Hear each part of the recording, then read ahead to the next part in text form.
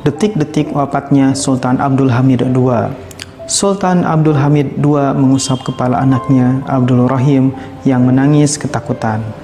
Anak-anaknya yang lain turut menangis. Perjalanan dari Serkeci Istanbul menuju Salonika Yunani penuh misteri.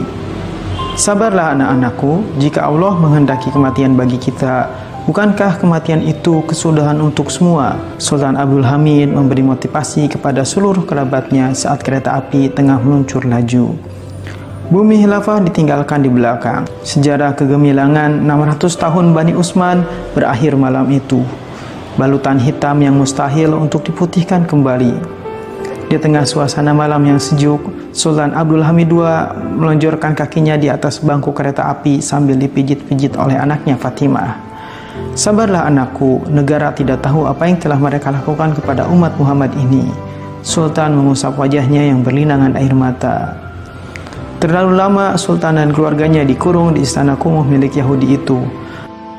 Mereka dikurung dalam kamar tanpa perabotan sama sekali.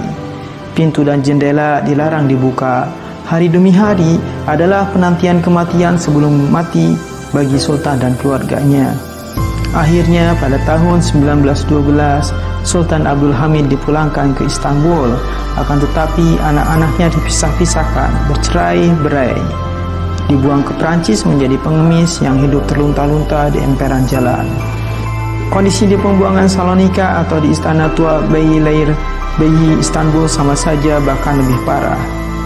Sultan dan beberapa anggota keluarganya yang tersisa tidak dibenarkan keluar sama sekali, sekalipun pergi ke pengarangan istana untuk sholat Jumat di luar istana.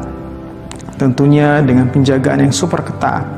Makanan untuk Sultan dan putra-putrinya ditakar sedemikian rupa dengan kualitas makanan yang sangat rendah, bahkan seluruh hartanya dirampas habis oleh tentara Atatürk. Hari-hari yang dilalui Sultan dalam pembuangan dan pengasingan sangat menyedihkan. Dia dan keluarganya selalu diancam akan dibunuh, istana tua itu akan diledakkan. Pada suatu pagi, selesai sholat subuh, Sultan memanggil putranya Abdul Rahman. Ialah ahli waris terpenting setelah ketiadaan Sultan. Kita akan berikan semua harta kita kepada pihak tentara karena mereka memaksa kita menyerahkannya. Demikian Sultan berkata kepada Abdul Rahman dengan nada sedih. Putranya itu menangis terisak hebat. Dia menjadi amat takut dengan para tentara yang bengis itu. Beberapa hari kemudian di lobi Bank Istanbul terjadi serah terima secara paksa semua harta Sultan, termasuk seluruh tabungan Sultan kepada pihak tentara. Sultan tinggal di istana tua sebagai penjara di Beyleir selama 6 tahun dalam kondisi yang sangat memprihatinkan. Tubuh kurus kering dan mengidap penyakit paru yang akut.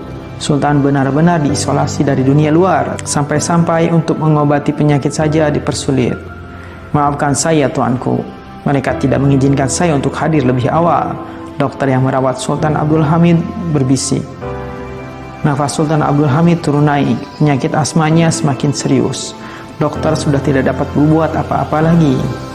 Sultan Abdul Hamid II menghembuskan nafas terakhir dalam penjara Beyleir pada 10 Februari 1918. Kepergiannya diratapi seluruh penduduk Istanbul karena mereka sudah sadar. Karena kebodohan mereka lah membiarkan Khilafah Utsmaniyah dilumpuhkan setelah pencopotan jabatan khilafahnya 10 tahun yang lalu. Menangislah. Tiada sejarah yang mampu memadamkan penyesalan itu. Pada 10 Februari 1918, Abdul Hamid II meninggal tanpa bisa menyaksikan runtuhnya institusi khilafah pada tahun 1924. Suatu peristiwa yang dihindari terjadi pada masa pemerintahnya, yang digantikan oleh saudaranya Sultan Muhammad Rashad atau Mehmed V.